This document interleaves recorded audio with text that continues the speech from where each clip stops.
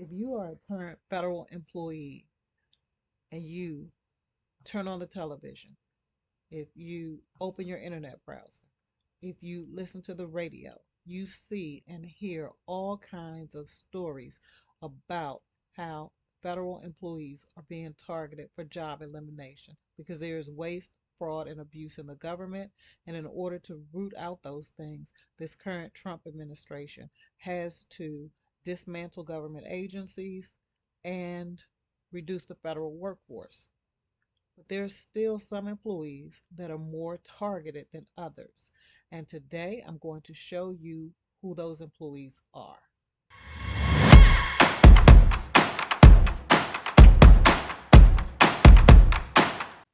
We are going to begin our research on opm.gov. In the search engine, we're going to type in the words latest memos, and we're going to select the first option that we see, and we're going to take a look at a memo dated January the 20th, which is titled Guidance on Probationary Periods, Administrative Leave, and Details.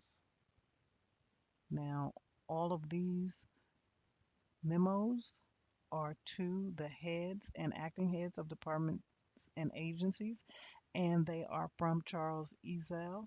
He is the acting director of OPM. This one tells us very clearly that probationary periods are an essential tool for agencies to assess employee performance and manage staffing levels. Employees on probationary periods can be terminated during that period without triggering appeal rights to the Merit System Protection Board, and it even tells us which employees and what the probationary periods are. Generally, employees in the competitive service with less than 1 year of service and in the accepted service with less than 2 years of service can be terminated without triggering MSPB appeal rights. Also, note that the agency heads were required to develop a list telling OPM who was serving in these probationary periods and if their positions should be retained by the agency, and they were required to do this by January the 24th, 2025. We are also going to take a look at a memo that was dated February the 6th. This one is titled Request for Agency Performance Management Data, and it is dated February the 6th, and it is to the heads and acting heads of departments and agencies. And it states very clearly that to assist OPM in developing those metrics no later than Friday, March 7, 2025, all agencies should submit data regarding their performance management plans and policies, including those contained in collective bargaining agreements, and identify any barriers to ensuring that agency performance plans make meaningful distinctions based on relative employee performance. That's one. And then the second item is that the agency has the ability to swiftly terminate poor performing employees who cannot or will not improve. And then it tells us that there is an appendix. They are requesting the data that is in Appendix 1. So let's take a look at Appendix 1.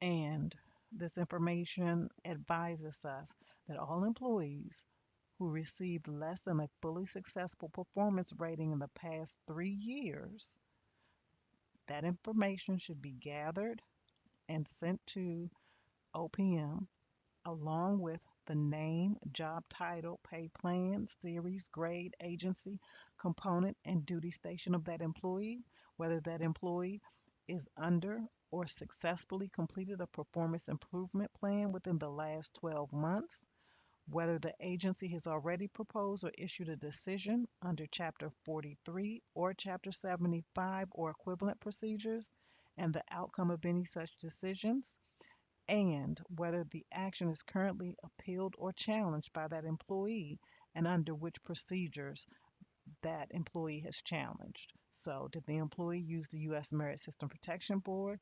Did they use the grievance arbitration process? Did they use the U.S. Equal Opportunity Commission or any other agency? And any outcome. And that's one thing that it's requesting. And the second thing that it is requesting that any OPM regulations, agency policies, or terms of collective bargaining agreements applicable to the agency that would impede agency performance plans from making meaningful distinctions based on relative employee performance or the agency's ability to swiftly separate low performing employees. Now, this is due by March the 7th. Before we recap, I want to give you some homework. Please use the resources that are already available to you. If you have a local union, go to them and ask them if they have a copy of the agency's response to the January 20th memo. If they say no, go to the national. If they say no, go to your congressperson or your senator. And if they say no, ask each one of these individuals if they can obtain a copy. It may be just a simple ask, and they're entitled to the information. Now, for the February 6th video, that's not due. The agency's response is not due until March the 7th. But still ask them if they will be able to obtain a copy and provide you some guidance. Now, to recap, there are two employees that are being targeted for job elimination, it appears. One, we know probationary employees because they're being released all over the government at this point. And then the other group are employees that have had an unsatisfactory rating within the last 3 years. So if you have had less than a fully successful rating in the last 3 years, you may be targeted for job elimination more so than individuals that have not had an less than fully successful rating. If you found this video helpful, please like, subscribe, and hit the notification button.